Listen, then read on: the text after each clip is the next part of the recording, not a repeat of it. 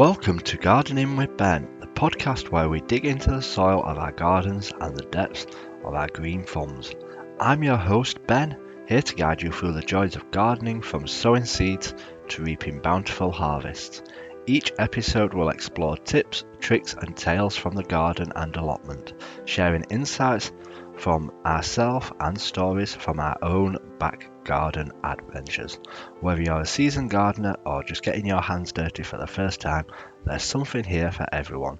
So grab your brew and gardening gloves and let's get growing with Gardening with Ben. Hello and welcome to our latest podcast, Make a Garden Plan, the podcast where we turn your green dreams into a thriving reality. I'm your host, Gardening with Ben, inviting you on a journey to create the garden of your dreams.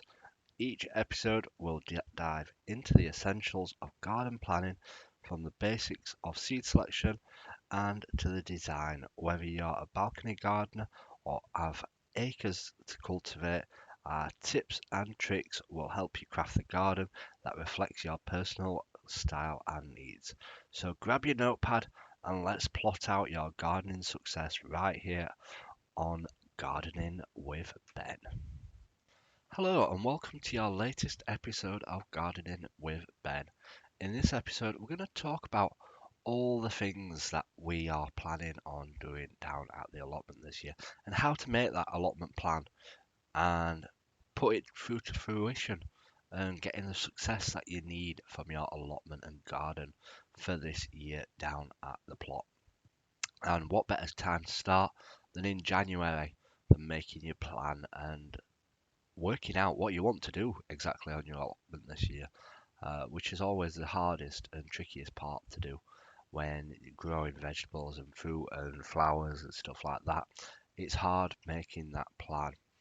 And the best thing that I always say to do is get a piece of paper and start from scratch.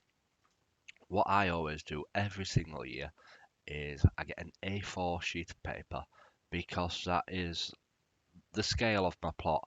It's what my plot looks like, a piece of A4 paper. It's I use it to width and length. It looks pretty much similar to how my plot is, basically.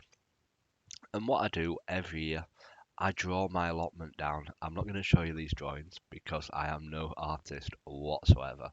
And yeah, I cannot draw for anything. I didn't do art, and I didn't do art for a reason. These pictures will never get published. But yeah, um, I make a plan every year, and sometimes when I'm doing my allotment, like this year, um, I'll rip all the beds up and I'll start from scratch and make it all from start from the beginning and just clear all the plot and relay all the paths and relay all the beds and tidy it all up. And that's what I'm doing this year on a lot of the plot. I'm taking it all up and just starting from scratch again because it does need a lot of improvement to it. So I always get a sheet of A4 paper and I draw my plot and I draw all my beds and I draw my polytunnel, I draw my shed on it. And what I tend to do is once I've drawn my paths where I want my paths to be, I always make my paths the width of a paving slab.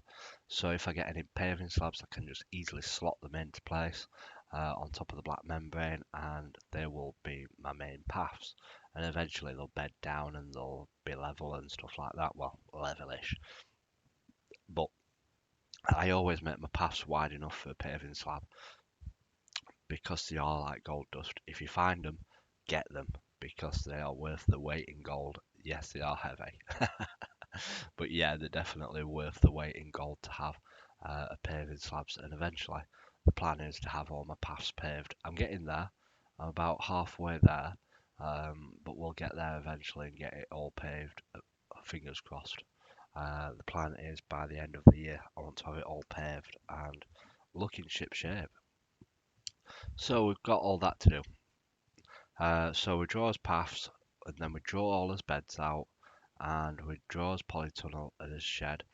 And what I tend to do is I write on my beds. I don't draw the pictures of the fruit and vegetables. There's no point. I write on the beds what I'm going to grow in each one.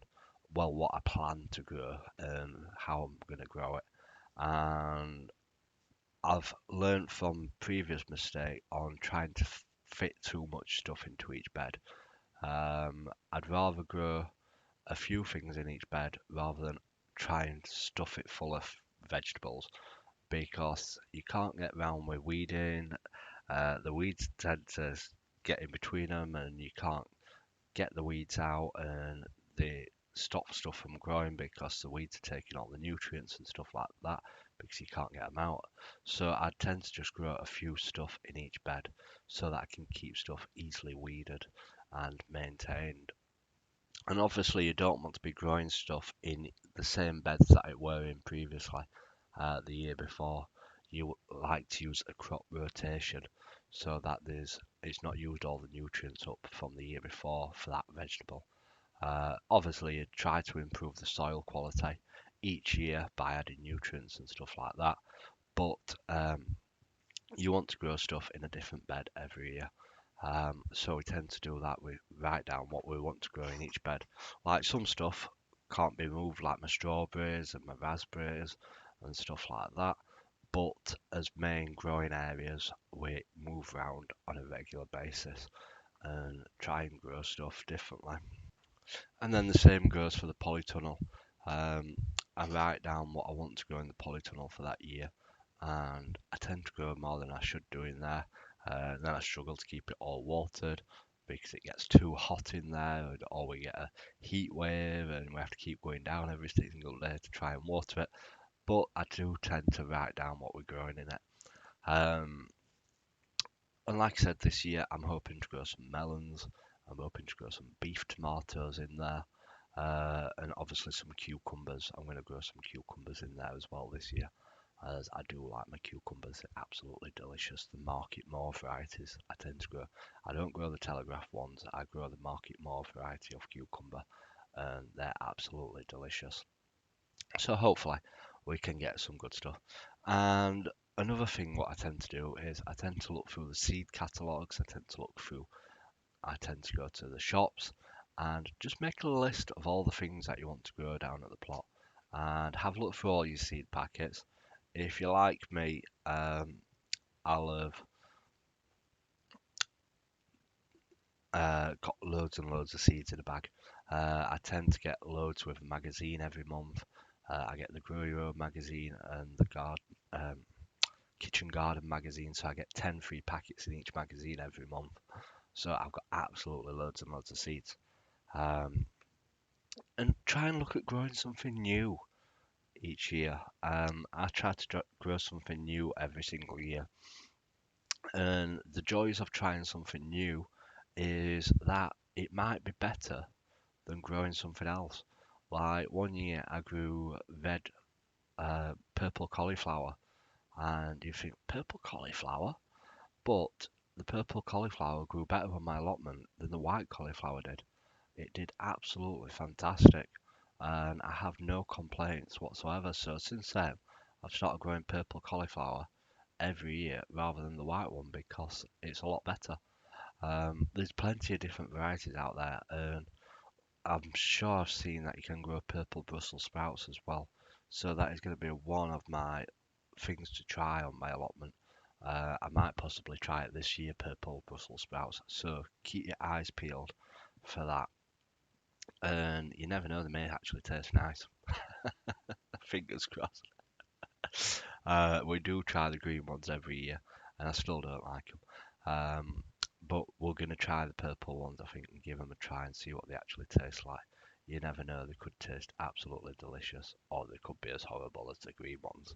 And again, I've grown purple kale, and the purple kale did absolutely fantastic on my plot. Um, it's just all about trying different stuff, and obviously the different coloured stuff you won't see in the supermarkets because it wouldn't sell because people only buy what they're known to know the vegetable or the fruit as. It's like the Market More cucumbers you don't see being sold, the ones that are bobbly and prickly, because everybody's used to buying Telegraph cucumbers. They wouldn't buy the Market More variety ones. But they taste more delicious than the Telegraph ones, I think. So it's always good to try different types of new products and different varieties. And just like me, you might try something new and it might be fantastic.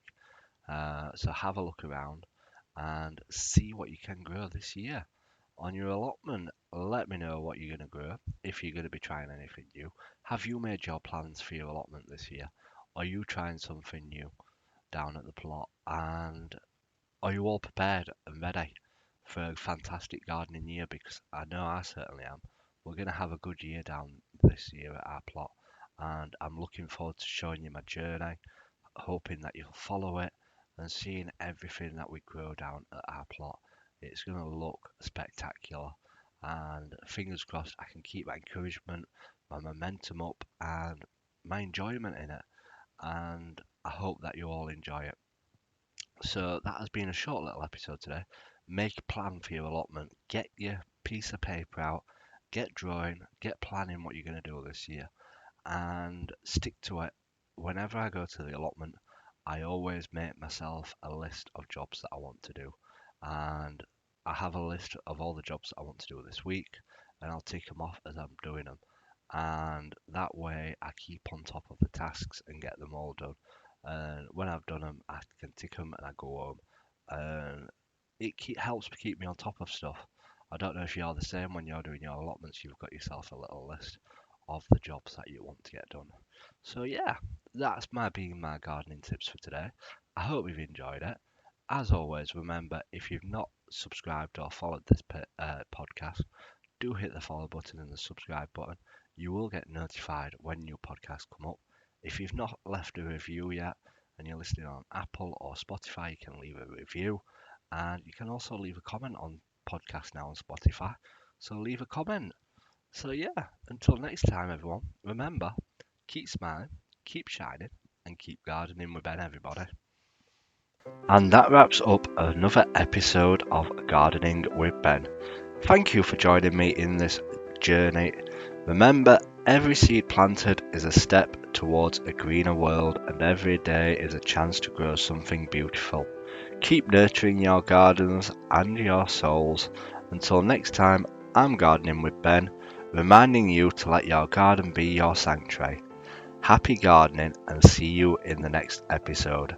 Remember, keep smiling, keep shining, and keep gardening with Ben.